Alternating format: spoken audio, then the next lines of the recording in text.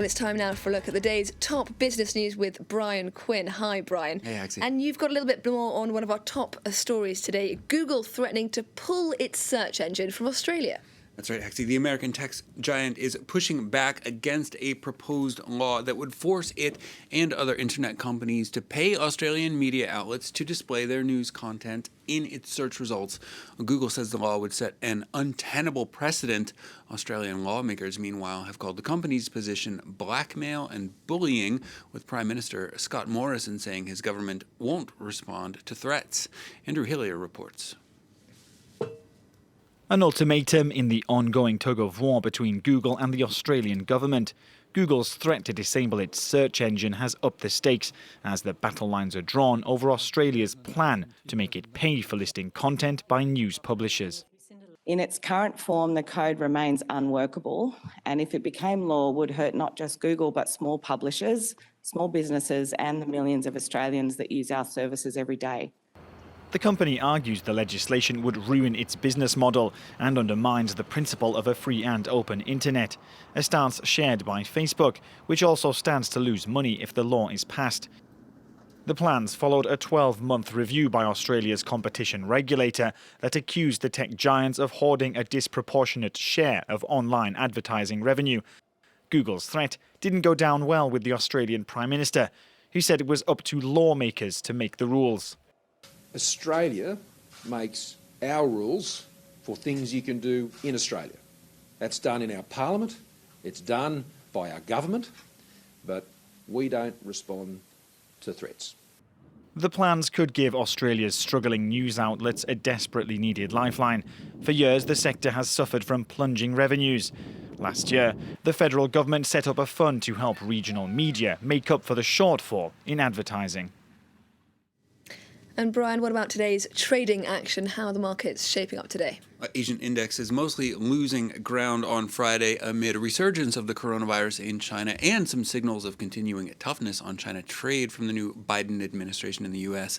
The Nikkei in Tokyo dropping nearly 0.5% as investors take profits ahead of the upcoming earnings season. Chinese indexes in the red as well, as index provider MCSI says it's dropping China's third largest oil company from its listings amid restrictions set by the U.S. Commerce Department. Kospi and Seoul down around 0.2%. Bitcoin, meanwhile, continues its downward slide, losing nearly 8% to trade just under $32,000 each. The digital currency has lost 30% of its value since the beginning of the year. Well, to the US next, where President Joe Biden's nominee for Secretary of Transportation has said that big spending on infrastructure could be the key to economic recovery. Indeed, Pete Buttigieg, you may recall, was once Biden's rival for the Democratic nomination. He's now poised to join the new president's cabinet. Buttigieg wants to use the administration's infrastructure plan to fight both climate change and economic equality while creating thousands of new jobs. Karis Garland explains. It's a critical time for transport and infrastructure in America. Joe Biden's nominee for Secretary of Transportation, Pete Buttigieg, called the administration's agenda a generational opportunity to create new jobs, fight economic inequality, and stem climate change. We need to build our economy back better than ever, and the Department of Transportation can play a central role in this by creating millions of good-paying jobs, revitalizing communities that have been left behind, enabling American small businesses, workers, families, and farmers to compete and win in the global economy, and tackling the climate crisis. American politicians have long expressed the need to rebuild infrastructure, but little has been done. In 2016, research by McKinsey Institute said $150 billion would be needed every year until 2030 to keep infrastructure up to date. Adding to challenges is the pandemic, the sector taking a significant financial blow last year. Infrastructure spending is traditionally an issue that garners bipartisan support, but Congress could balk at another costly package.